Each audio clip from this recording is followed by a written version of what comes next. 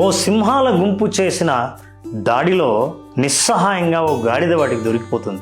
ఆ గాడిదను ఏం చేయకండి, దాంతో పనుంది అని చెప్తుంది ఓ వృద్ధసింహం. అవి గాడిదను తమలో కలుపుకొని కఠినంగా క్రూరంగా రాజులాగా ఎలా ప్రవర్తించాలో ఈ గాడిదకు శిక్షణనిస్తాయి.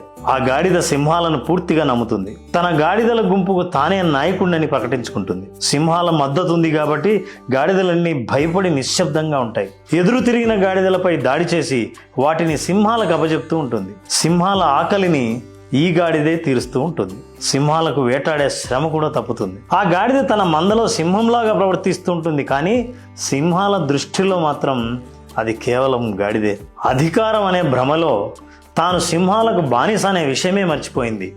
సింహాలు ఇచ్చిన ధైర్యం తన బలంగా పొరపాటు పడింది.